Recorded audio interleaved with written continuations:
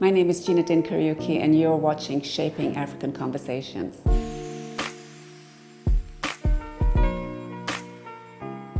As I promised you, I was going to give you some more insights into the whole world of starting one's own business and the PR industry. And so here we are again. And like I said, I left Barclays after 14 years of being in the corporate world. It was just such a great experience to be there, and I got to meet the most amazing people.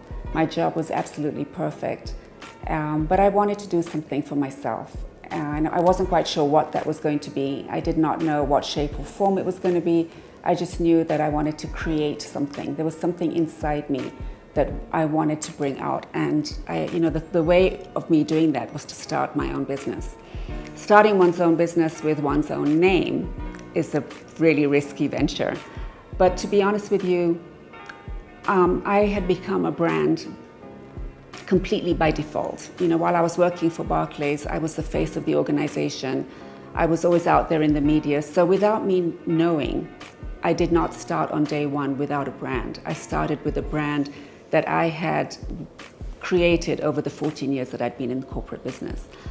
So I started out day one, October the 1st, 1997, in a tiny little house on Dennis Pritt Road that we rented. My PA at the time was absolutely amazing. She worked with me at Barclays, but she is somebody I have so much respect for because she quit before I quit, and she went to set up the office for me and got the curtains and got the security and got all the little things that I didn't have time to. So, Christine Wambua is probably one of the most special people I know because she took a huge risk to leave a multinational to come to Gina Din Corporate Communications that was absolutely not known. And that's when we talk about taking risks in life, and she took that risk.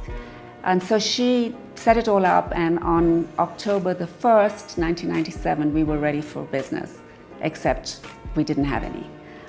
But there we were, me, Christine, and a dog, and a little house.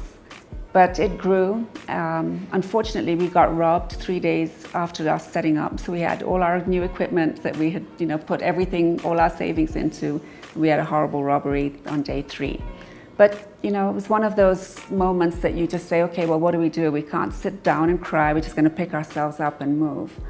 And then I was very fortunate in that Barclays sort of then reached out to me and said, okay, we miss you. Can you handle us, but as a client?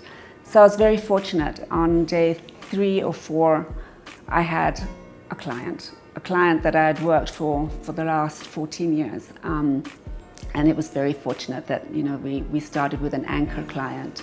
So it was quite exciting for me, for my former employer to call me and say they miss me, and would I now go back as a consultant? And suddenly that word consultant seemed very grown up because, I'd been an employee till then, and now suddenly somebody wanted me to consult, which was really, very, very exciting. So I went back and saw them, and we agreed on a way forward. And what they did was actually close the PR department that I'd previously headed and outsourced all their work to me.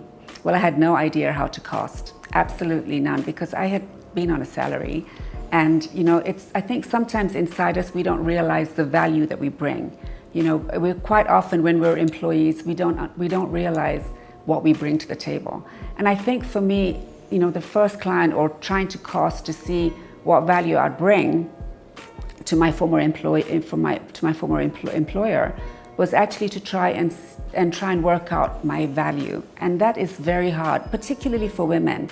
Women always find it very hard to articulate what value they bring. It's almost like somebody's doing you a favor by giving you work to do. And I think, I quite quickly learned that I brought something. I brought 14 years of experience to the table. I had built the Barclays brand, and I wanted to continue to do that. And one thing I did also learn during that time was that, there's all this talk about spin and PR and spin, and it's something that I hate. I hate the word spin. And what I've always done for clients is, I evangelize. I don't spin. I evangelize, and I evangelize the Barclays story. And so for me, it was, what was the cost of doing that? That was really hard. But I had, people around me that, it was basically finding a figure that worked for me, that wasn't going to be too expensive for them. And it was, to be honest, it was way more than I actually thought I was worth, because it was way more than my salary. But it worked for them, and it was a win-win. You know, they were able to have continuity. I had my anchor client. We knew each other. There wasn't anything for us to get to know, because I knew. So I was very, very lucky to have them.